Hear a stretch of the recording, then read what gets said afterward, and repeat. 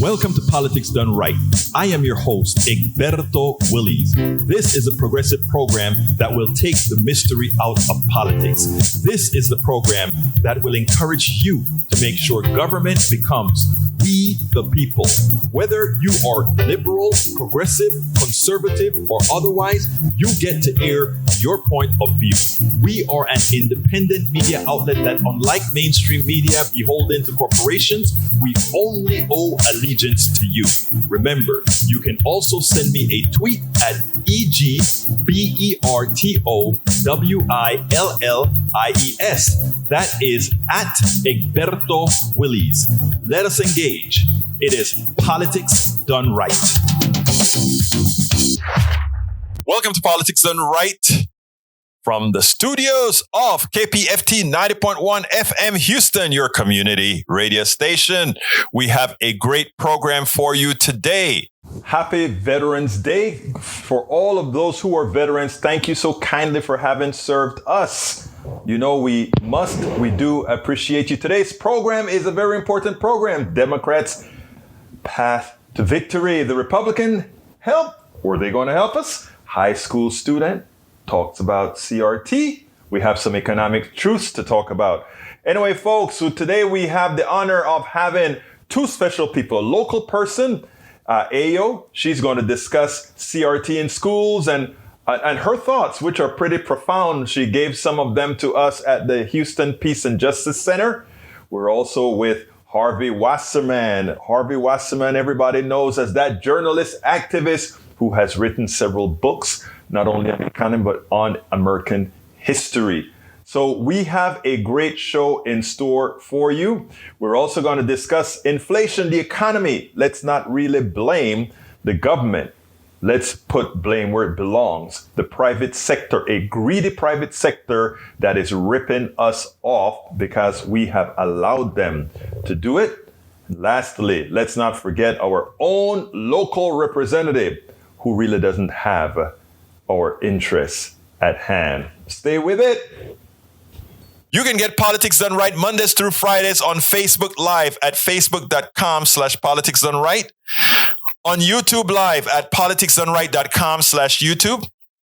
Please do not forget to follow me on Twitter for updates. My handle is at Egberto Willies, at EGBERTOWILLIES. Before you get started, please remember to keep your community radio station in your minds, KPFT in your minds. Talk about it. Tell your friends about it. Tell them you know about this station in town, 90.1 FM Houston, that needs your support, that is there to provide that nourishment that we need.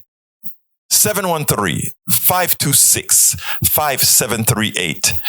KPFT.org. Visit us online. Contribute online. KPFT 90.1 FM. You can visit us at kpft.org. Republicans are happy. Why are they happy? Youngkin won in Virginia, and they think they have a winning message. Family values. We are going to be the party of families and education. And Democrats are running scared. Oh, we've got to do something now to counteract that. Well, you don't have to do anything that you're not currently planning on doing with Build Back Better, because there are the answers to many of the problems that we have. And you know what? Kevin Brady gave an interview today to Stephanie Ruhle that should make us all happy. And we should take this interview and plaster bits and pieces of it to show exactly what the party is all about. Family value, my you know what. Check this out. We'll take it on the other side.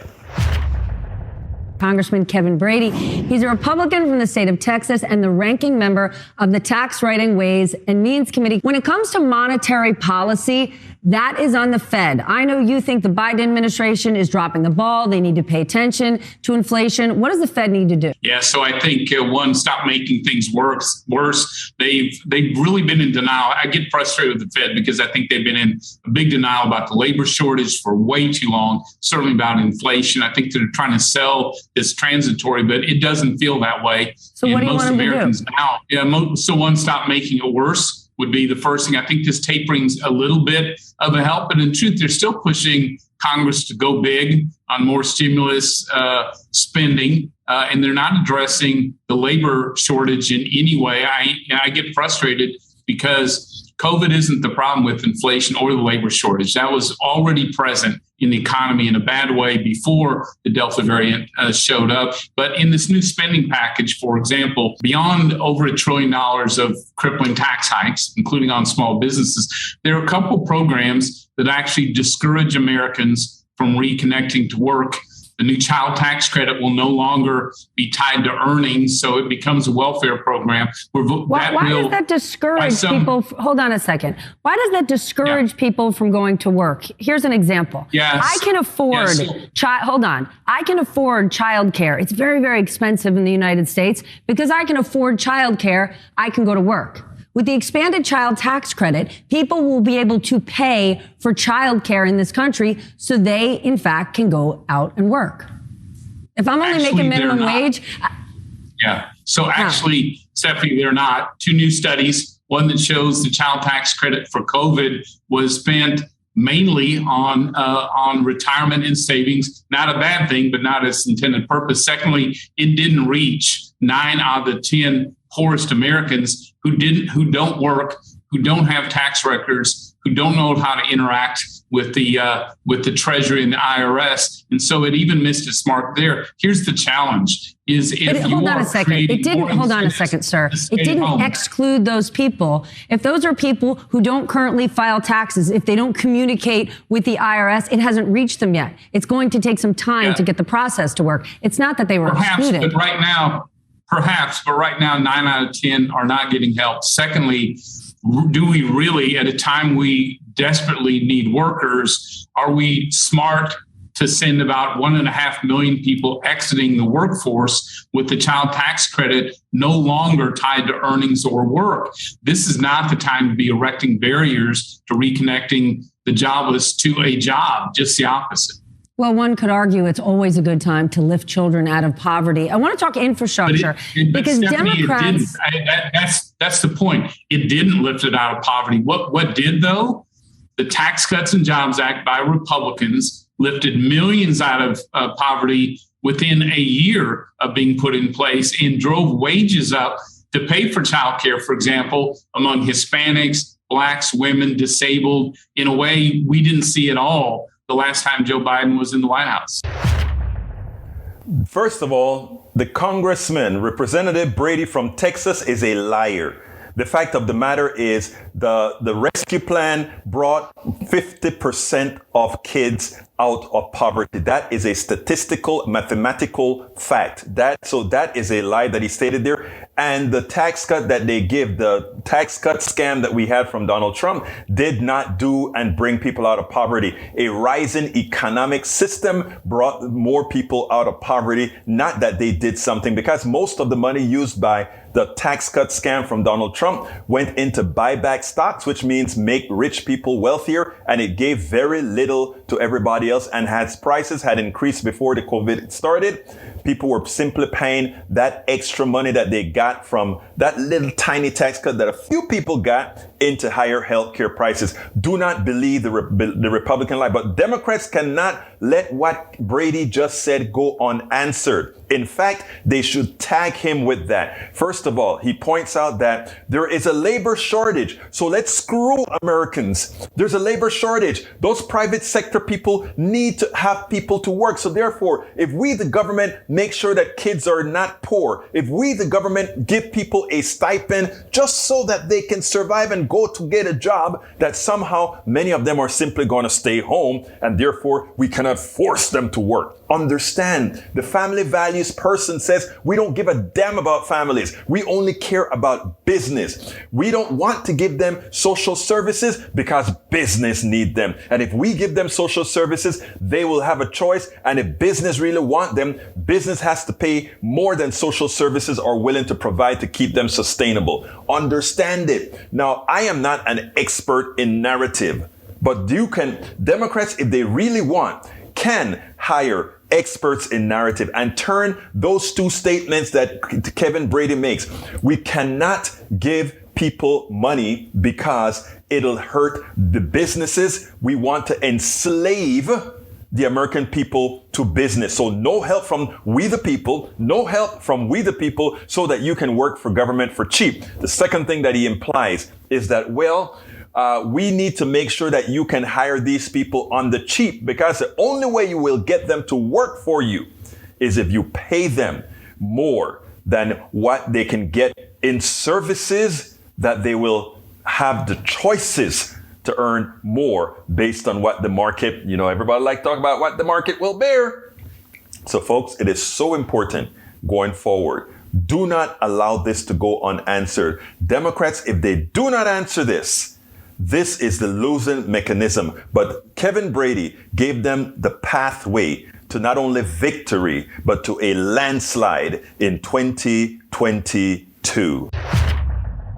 Stephanie Kelton appeared with Farid Zakaria a couple of days ago, and I think what she had to say about the federal budget deficit and deficit spending is very, very important. Many people have a tendency to believe that the federal budget deficit somehow shares the budgeting that we do personally in common. Of course, it's not the case. She's one of the proponents of modern monetary theory, something that we've discussed before and have had several programs on. Check this out, and then we will take it on the other side.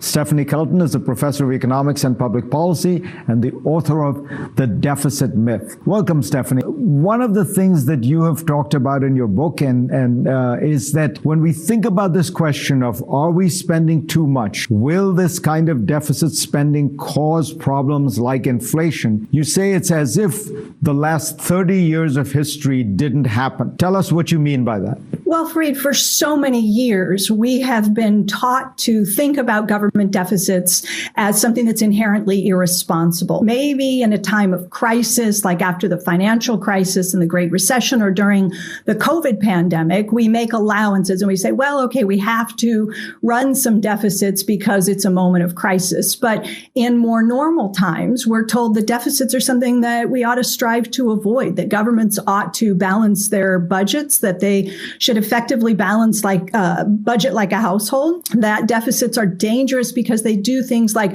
driving up interest rates, making our long-term debt unsustainable, producing a slower growing economy, putting us at risk of national bankruptcy, insolvency, turning into Greece, the kind of thing that we saw in 2010 with many countries in Europe struggling with debt. So we've been taught to think of deficits as something that's inherently dangerous and risky. And I think the last 30 years, as you just said, really should cause us to rethink a lot of that. And explain what you mean by that. We've been spending, we've run up large deficits. Countries like Japan have run up huge deficits and no inflation. Yeah, Japan's been running large fiscal deficits for the last 3 decades. And you're right, with little inflation to show for it. The U.S. has been running fiscal deficits basically my entire life, with the exception of really 4 years during the Clinton presidency. And, we have just witnessed in the last 18 months or so, Congress commit about $5 trillion to fighting the pandemic, supporting the economy. And what did we end up with? We ended up with the shortest recession in U.S. history. So we have demonstrated the power of fiscal policy, what it is possible to do, lifting nearly half of all the kids in this country out of poverty, supporting families, supporting small and large businesses, protecting this economy through the pandemic. And it works without producing all of the negative consequences that we've been taught to associate with deficits. What about the argument that now you are seeing inflation? Larry Summers has argued that right now, because of the COVID relief spending that was in his view too much, you are seeing inflation. Summers, I should explain, does support a lot of the social spending in the infrastructure bills, but he feels like all of it together is producing inflation, and the numbers do seem to be ticking up, right? Well, look, one of the first things that we teach students in their very first economics course is not to confuse correlation with causation. So yes, we have had 2 things happen. We have had a huge increase in fiscal support. So large government deficits that have supported the economy and pulled us out of a recession very, very quickly. And yes, we have higher than normal inflationary pressures, not just here in the US, Fareed, but of course around the world. And so you could look at these two things and say they're happening alongside one another. Therefore, it must be evidence that the government has pushed too far with fiscal policy, that in fact, the spending is creating the extra inflationary pressures we see today. I don't think that's right at all. And if you look at what, let's say, the San Francisco Federal Reserve Bank, they've got a research staff, and some of their researchers just within the last 2 weeks published a study asking this exact question. How much of the current inflation we're experiencing can we trace to the $1.9 trillion COVID relief package that was passed in March? In other words, is Larry right? Is Larry Summers right that that is what's been driving a lot of the inflation that we are currently experiencing? What they found is that the answer is unequivocally no, that this year, that spending will add something like 0.3 percentage points to the inflation index that the Federal Reserve cares most about, and that next year it will add about 0.2% to inflation. In other words, it is practically negligible. And what we're dealing with are supply chain and reopening. The pressures related to those kinds of challenges are pushing inflation higher, but it doesn't appear that it is correct to say that the government pushed spending too far. We do not conflate correlation with causation. Do not do that. And that is exactly what she's saying. The inflation today is caused by many different factors. When it comes to oil, let's remember one important fact. A very important fact is the following. There is never a shortage of oil. We have cartels that control the amount of oil placed on the market. It has nothing to do with supply and demand in this particular domain. Secondly, we have to remember that inflation has a lot to do with who has pricing power. The increase in medical healthcare costs has nothing to do with what the goods cost the originators of the services at all. It's simply what the market can bear. You get a broken leg, you're going to have to go to the hospital and get it fixed. And no matter what they charge you, you're going to have to pay. That is how it works. Now, there are some pressures that we have based on things like the supply chain. That also is a fault of the private sector. We'll discuss that at some other time as well. Remember, I do not conflate correlation with causation at all. It is also important to note, as long as you have supply, sufficient supply of any product, any service, you cannot have inflation unless you have the capitalists with pricing power that decides that we are going to make those prices go up. Do not be fooled into a crony capitalism that uses every excuse possible to suck you dry. Before I introduce you to our guest, I want to tell you that we were having a very important meeting at the Houston Peace and Justice Center. I'm a board member. And we were having a discussion on several issues. And we had somebody that came in and had some questions to ask. And this person had the most intelligent question, the most intelligent statement of all of us Gen Xers and baby boomers that were on this call. And when I heard her, I said, we need to have a conversation. Ayo Sane is a high school student. And if we are leaving America in the hands of people like Ayo, then we are going to be in good shape. Anyway, welcome to Politics Done Right. Did I say it right, Ayo? Yes, it's Ayo. Ayo.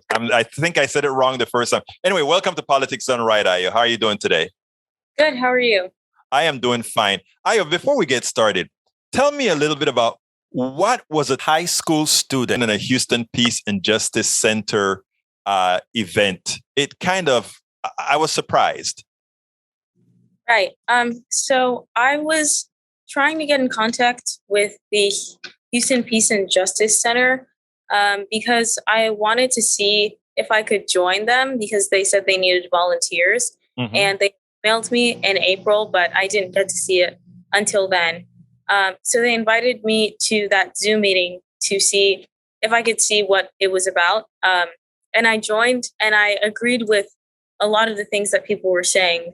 But in order to make the conversation more helpful, I decided to input some things. Yeah, well, we were talking a whole lot about. Race wasn't the only issue, but that was one of the topics that we had on the schedule. Tell us a little bit about what you said and why you said what you said. What is it that we said that really made you say, no, I need to actually correct the notions that you guys are talking about? So I heard people say that what we were talking about wasn't a race problem. It was, a poor people problem. And they kept trying to make that distinction, which in my opinion really isn't accurate. I don't think that they're just extremely exclusive. I think that they can intersect, and they do intersect, which causes a lot of the problems that we have today. And I didn't have, I wasn't angry with anything that they were saying or the people that were saying it. But I did want to make that distinction so that we could have a more useful conversation. Sometimes myself, when it comes to issues of race or gender, etc., I would have a tendency to a lot of times would have a tendency to make these things economic all the way, because I think it's usually easier to speak about. Now, you corrected us in that regards, but I do think that many a times we use the racial issues to promote the economic issues. Your thoughts on that? When you say promote, what do you mean? Good question. In other words, I think our system, the economy that we have, the way things operate, it is easier to have us at each other's throat based on all these isms than to actually realize that there are, in fact, economic problems. In other words, that at one point there was redlining. At one point there were all these type of issues. I imagine that you're familiar with redlining, etc. Right. I think that the reason people do that is to try and take away from the problem, in a sense. With economics, it's math, right? Right. It's mostly math. You can kind of figure it out a lot easier and try to fix the problems using something as sensible and straightforward as math. Math is extremely objective in a sense. Racism, in essence, is not, because there are not enough people that are strictly anti-racist. And so when I think that somebody says that we're trying to use race as a way to promote issues, or using these otherisms as a means of division, instead of acknowledging that people are probably bringing this up to try and acknowledge how these quote unquote otherisms and these forms of discrimination do affect economics in a way, I think that kind of aids in the belief that economic problems and racial discrimination issues are two separate things. Wow. That is so prescient. Let me ask you this. What kind of courses do you take? What school? Well, I won't ask what school you go to. What kind of courses do you take in your curriculum? Because are these things that you study on your own, these things that you came about by external reading, or is your curriculum inclusive of items like this? No, my curriculum is not inclusive of items like this at all. The district that I live in has actively opposed more inclusive course items. So I don't accredit my knowledge of these subjects to the district that has tried to negate students' knowledge of these issues repeatedly and systemically in nature. I think I've figured this out through experience and listening to elders, which is why, I was trying to be, and I think was respectful of what the elders in that panel were saying, because in a sense, you can't really trust what is being, piped to you through the American education system. So you have to go by experience, and they have much more experience than I do with a lot of these problems that I'm talking about. Wow, that is great. And I'm, now right now the big thing that's creating a big hoopla is whether one should teach critical race theory in schools, etc. Do you have an opinion on that at all, or not? I think that I read the bill that was passed, and I think it didn't really focus on critical race theory. I think that it actually focused on talk about race in general, because some of the things that it mentioned in the bill, like there was this one thing where it was like a student cannot say that one has to bear the burdens of their ancestors, and stuff like that can be easily twisted to harm a student that is talking about how one student may or may not have benefited from certain systems of discrimination. I don't think that this critical race theory bill focuses on critical race theory. I think that it focuses on taking the onus away from people in power and trying to muffle and silence talk about race at all, because it's uncomfortable for most people. And as soon as somebody is talking about it, it's seen as taboo.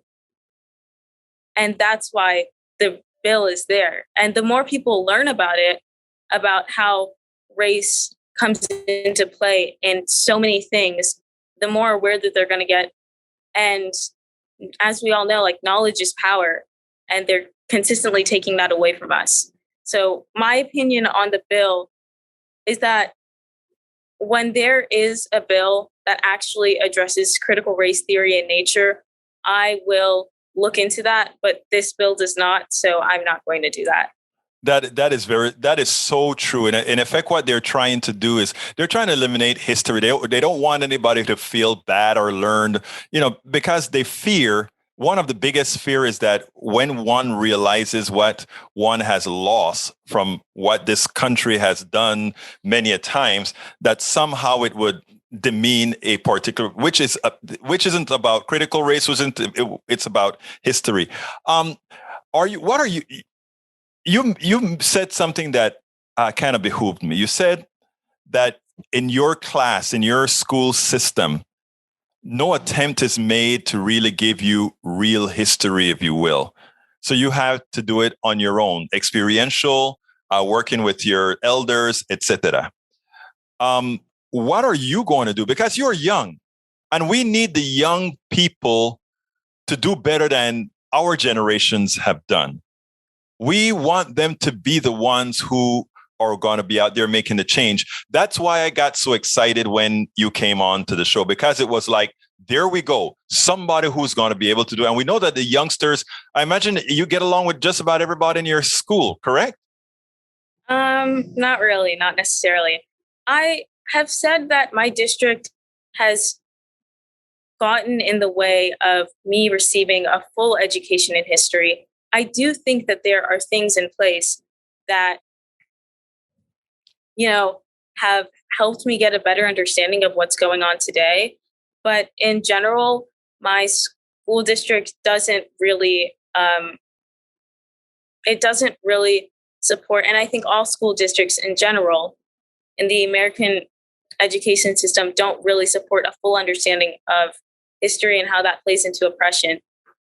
While I think that more people in general should be aware of what's going on, I don't think we should place the onus of activism on children, because we are children. We not everybody has to be like me. We don't all need to be activists, right? Mm-hmm. We all deserve a childhood. And when you push children into the limelight of having to, understand these huge concepts and trying to fight battles that are extremely big, it kind of takes away from that of like having a childhood. That is, I read you. I mean, even with us older folk, I say everybody doesn't, we shouldn't expect everybody to want to be activists or want to be ingrained in this, but we just need to expect a good education. Well, look, let me ask you one last question, Ayo. What would you like out of, first of all, what would you like to end with telling our audience, but more specifically, what can we as adults do to make it a better world for the young, not just for the young, just for America in general? That's a loaded question. Yes, it is. But you can answer it. Right. I think that as adults, it would be most beneficial to educate yourself. I think that with more knowledge and understanding of what's going on, you can see that there are clear decisions to make based on that. And whatever type of, education that is, whether it's reading literature or speaking to people about their experiences, I think that once you get a clear understanding of something, the decision to make becomes less muddied, and that's the way to help, where you don't have to, say that this is, wrong, entirely wrong or entirely right. When you understand something in full nature, then you can understand how to go about, attacking that problem. Ayo Sane, prescient words from a high school student that all of us adults would do well to listen to. Thank you so kindly for having been on Politics Done Right. Thank you. It was great talking to you. Today we have a special guest. With us is Harvey Wasserman. You know him as the journalist, the activist, you name it, that's what he does. He's been with, what's the name of your group now, Harvey? I forget. It's the Grassroots Emergency Election Protection Coalition. And that is a very important group where we are making sure that everybody's vote counts. But we are here to speak about something special. First of all, everybody is screaming heli murder about Virginia and New Jersey. You have a take. You wrote an article. I think you co-wrote an article with Joel Segal. Right. And I want to talk a little bit about that. Why don't you tell me, break it down for me. What occurred in Virginia? Well, the article is at Reader Supported News, rsn.org. And basically, of course, as always, the punditocracy and the corporate Democrats always blame the left whenever they lose, which is frequent. They attack people with progressive politics who actually want to get something done in the government. But the fact is that, and so they're claiming that this loss in New Jersey, this loss in Virginia, and the close race in New Jersey are somehow related to left politics. And but the reality is that the guy in New Jersey didn't run a great campaign. He's actually a pretty good governor, the Murphy in New Jersey. He, unlike so many others, he's actually competent.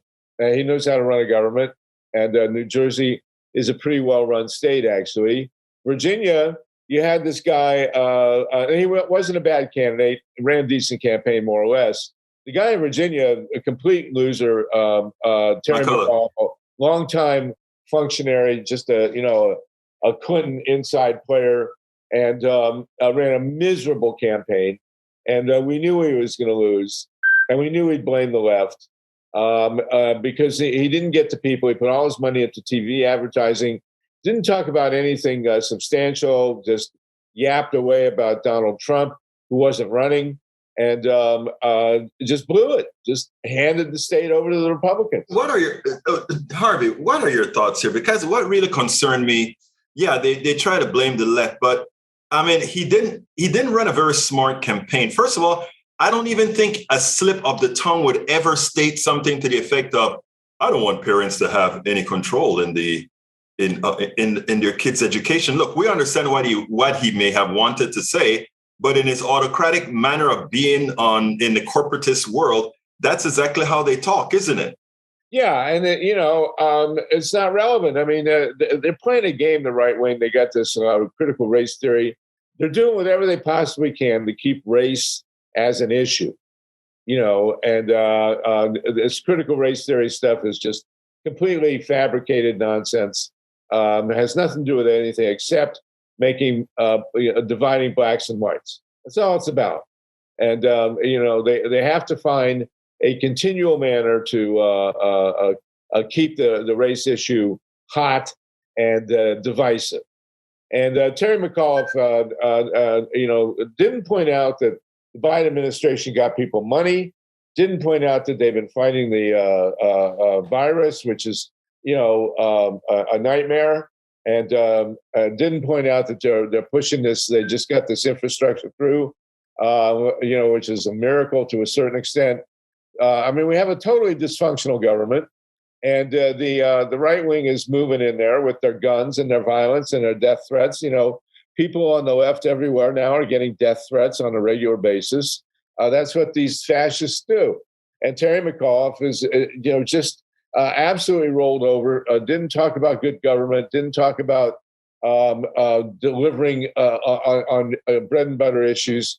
And he let the right wing set the agenda, and he lost. And he also didn't bring people out.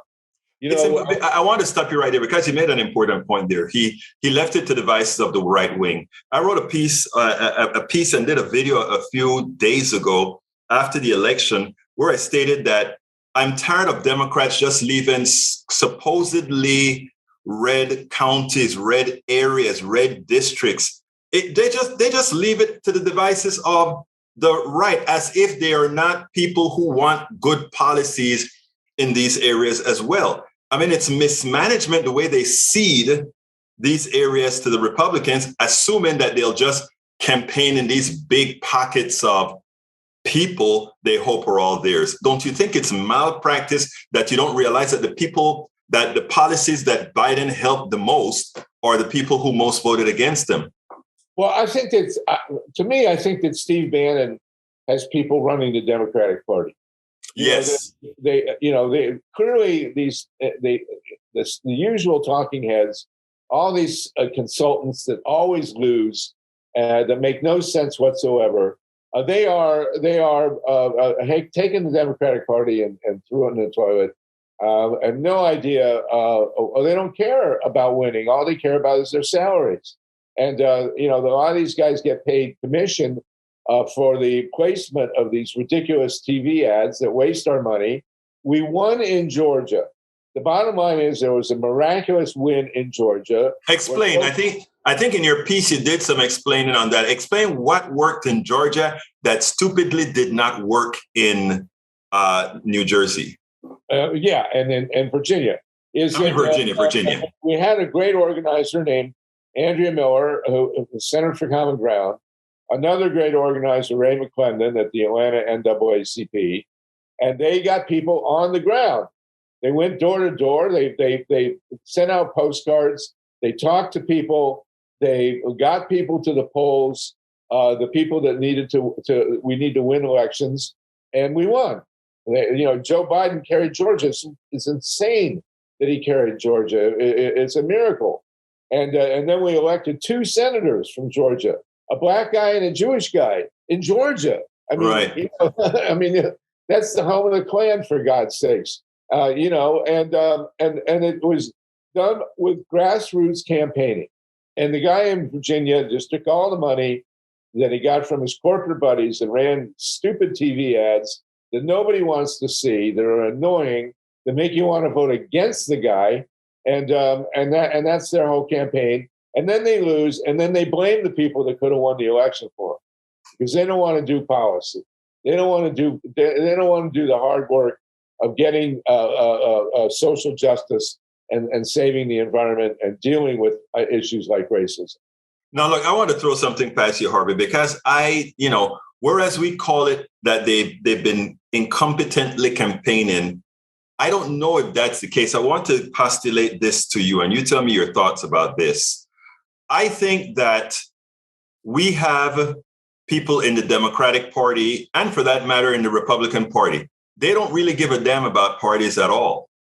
They are just there. The mansions, the cinemas, those that are corporately controlled, are just in particular parties to ensure those particular parties cannot do any damage to their corporatocracy, to the plutocracy, to the oligarchy. Example, why would, let's say, a cinema who was a Green Party woman just wants to hold up a bill? Why would they want to hold back a Build Back Better bill if not to allow maybe a old Democratic senator to die, maybe for some other eventuality that says, okay, we need to put this on the back burner, and not do anything that's going to cause interest or that cause our people to have to pay a dime more of what they've stolen from the American people? Thoughts?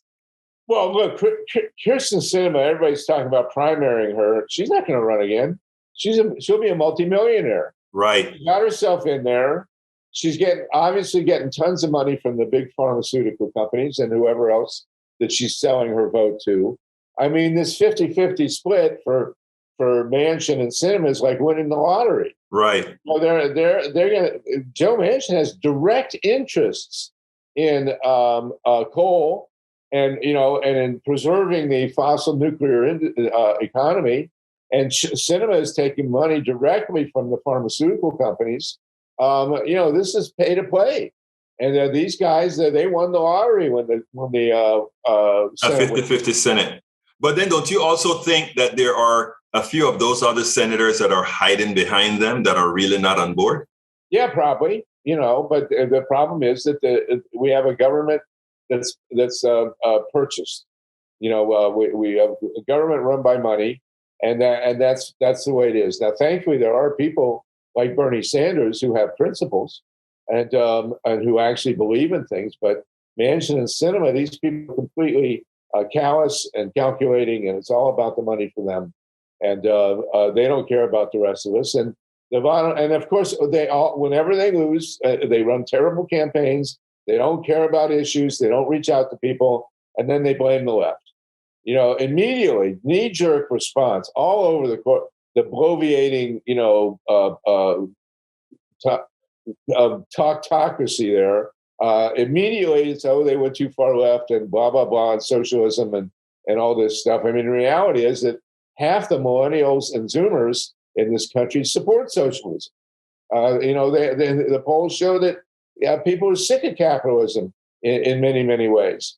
And so we really don't even have capitalism. We have a monopoly situation.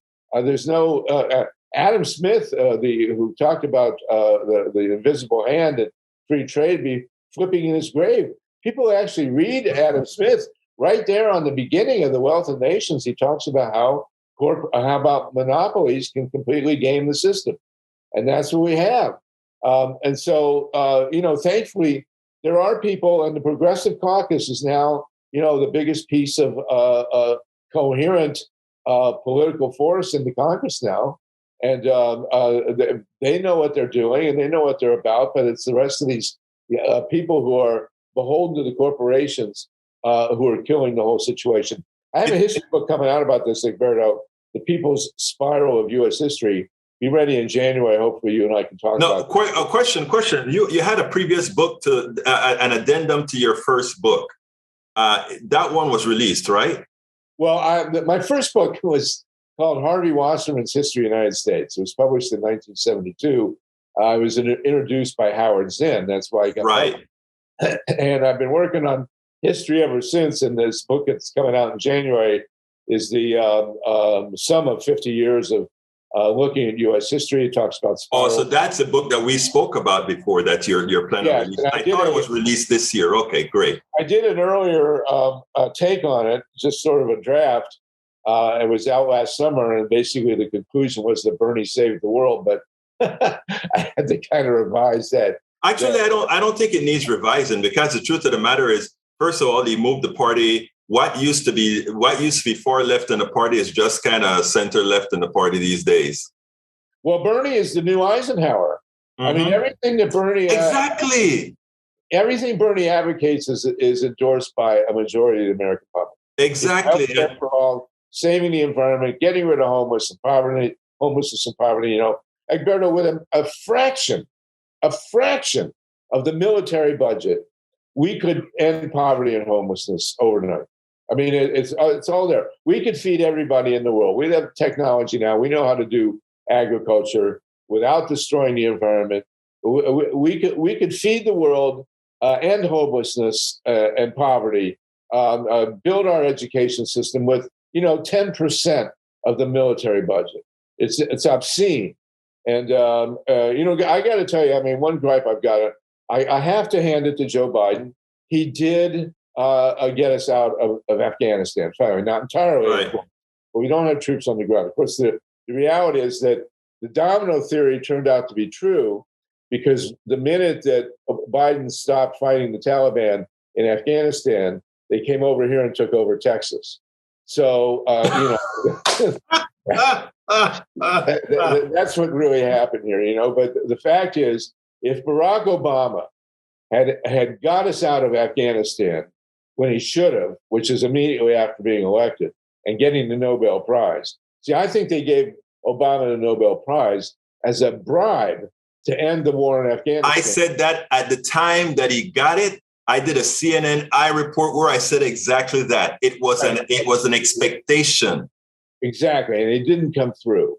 And if Obama had gotten us out of Afghanistan instead of sending more troops there in 2009 and 10, Donald Trump would never have been elected president. Never. Because, people were angry, and rightfully so, that we were still in Afghanistan. And then so Biden finally had to do it. And of course, they railed at him for it, but he did the right thing. Everybody says he could have done better. Okay, he could have done better, but could have done worse too. The fact is that we don't have the troops there anymore. We are bombing them, still killing people with drones. But, that's hopefully we on the left, we have to make a major turning point out of that and have no more wars. I mean, since World War II, we've had Korea, Vietnam, Central America, Iraq, Afghanistan. What good is it? Oh, wait, you're missing quite a few, brother. Yeah, I know. Hey, what's wrong with you? Are you Grenada is a country too, Grenada, that's right. Yeah. That's a country too. And by the way, the attempted military coup in Venezuela is a real thing too, And look what they did in Honduras. Exactly. So, and Yemen and the whole deal. So the bottom line is we have got to, they are yelling and screaming about money for social programs and infrastructure.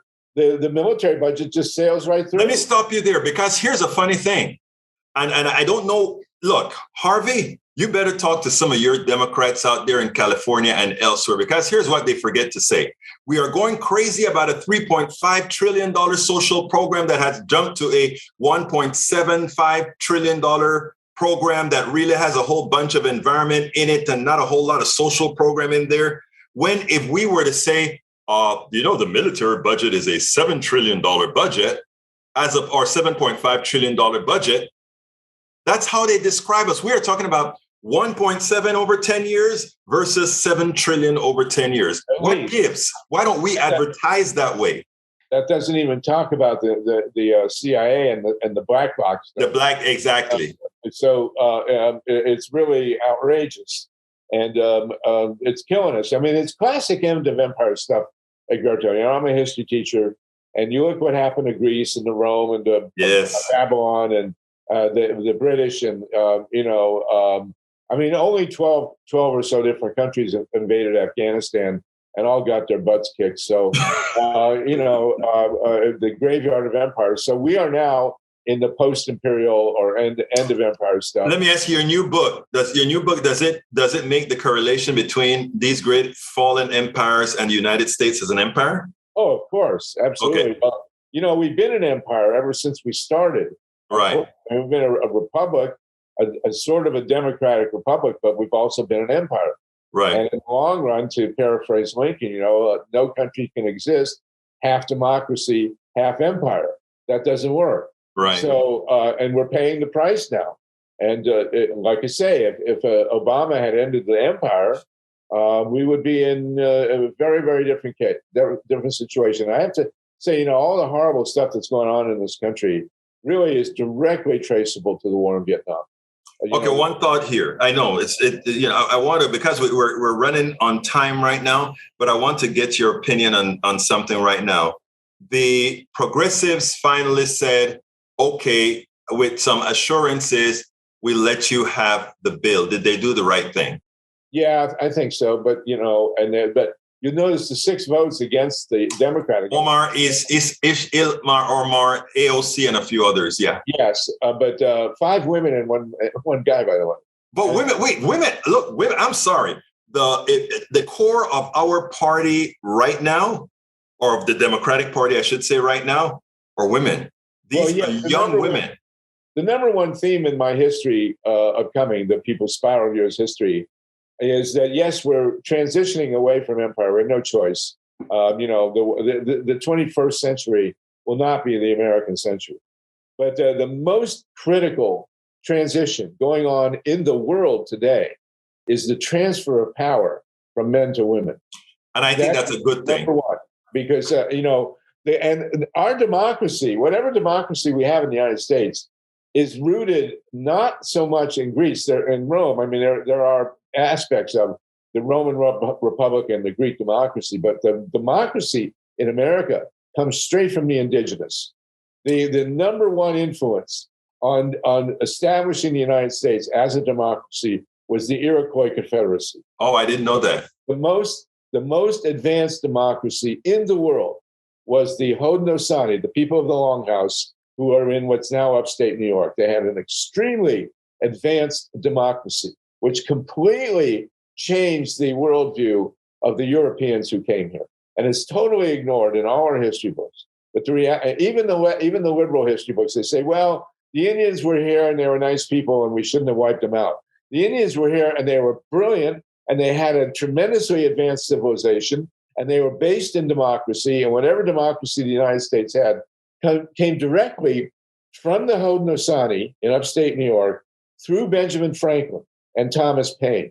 If you want to look at the major influences on American democracy in the 1770s and 80s, it was Benjamin Franklin and Thomas Paine, and they were totally in tune with the indigenous. Hey, you need to send me a manuscript of that book now to enlighten me so that I can ask you the right questions when it come out in January, buddy. I will indeed. Yeah. Egberto, you're the greatest, and I understand you've subjected yourself to being on the board of KPFT, probably the greatest act of masochism in world history, and we need to retake the Pacifica Network, and that's for another show too. Well, you know what? With guys like you on the team, brother, and whether directly or indirectly, that's exactly what we're going to do. Yes, and we need that network, and we need your show. You're doing great stuff, Egberto. It's really great to be on with you, and we got to stop this left bashing finally. I mean, the good news is in the United States, and this is the game changer, is that the American public is with us. All this right wing stuff, this screaming of this horrible fascist. I can't even think of his name. The jerk on TV all the time, they're always yelling and screaming about the left, and they use this critical race theory to divide people. Racism is the core cancer, along with empire, that's been destroying the United States since the 1600s. And, it was invented. Racism was invented to divide people and to divide the working class. And that's what they're still doing. They're still relying on it. But less and less, the millennials and the Zoomers, the two upcoming generations, which are now about a third of the country, are very, very left and progressive compared to all other generations, even the baby boomers in our history, because they're racially diverse. They couldn't care less about people being gay. I mean, it's just part of and the indigenous were like that too, by the way. There were tribes in some cases that discriminated against gays, but by and large, homosexuality was just accepted by the indigenous and they were matriarchies. There's a great line. There's a documentary about the Haudenosaunee, the Iroquois, who were extremely advanced, as I said, and they were run by the women ran the tribes, but they let the men be the chiefs. And so in this documentary, a matriarch from the indigenous Haudenosaunee was asked, why is it that if the women run the tribe, why are the men the chiefs? And she said, well, it gives them something to do and it makes them feel important. So that's where we're at now. If you'll notice, of all the countries in the world dealing with the COVID, the countries run by women uniformly did better than the countries run by men. Oh, wow. It's almost like you're mimicking some of the stuff that we've spoken about, how powerful the countries run by women, from Angela Merkel, who became the de facto leader of the world under Trump, to others. That is so true. But Harvey, we got to cut it here. Look, it's always great talking to a guy of your stature, your honor, your knowledge. I mean, I can't wait to get your manuscript because there's a hell of a lot I need to learn from stuff that I'm pretty sure is in that book. Harvey Wasserman, activist extraordinaire, Pacifica Network, long timer. Join us on our Zoom calls at Grassroots Emergency Election Protection Coalition. Egberto, we'd love to have you on anytime you want to come on. Thank you so kindly. Harvey Wasserman, you have a great rest of your day. You too, bro. Thank you. Take care. Please remember to keep your community radio station in your minds. Keep KPFT in your minds. Talk about it. Tell your friends about it.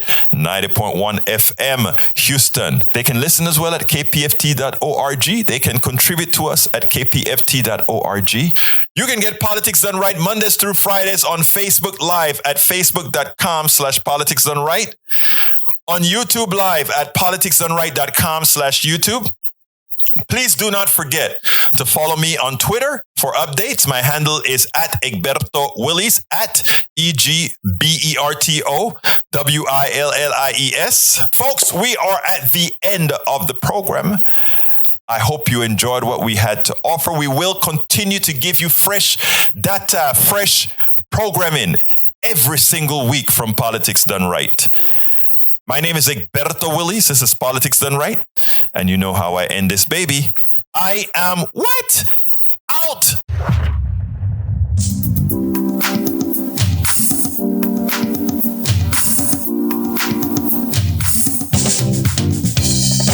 Welcome to Politics Done Right. I am your host, Egberto Willies. This is a progressive program that will take the mystery out of politics. This is the program that will encourage you to make sure government becomes we the people. Whether you are liberal, progressive, conservative, or otherwise, you get to air your point of view. We are an independent media outlet that, unlike mainstream media beholden to corporations, we only owe allegiance to you. Remember, you can also send me a tweet at EGBERTOWILLIES. That is at Egberto Willies. Let us engage. It is Politics Done Right.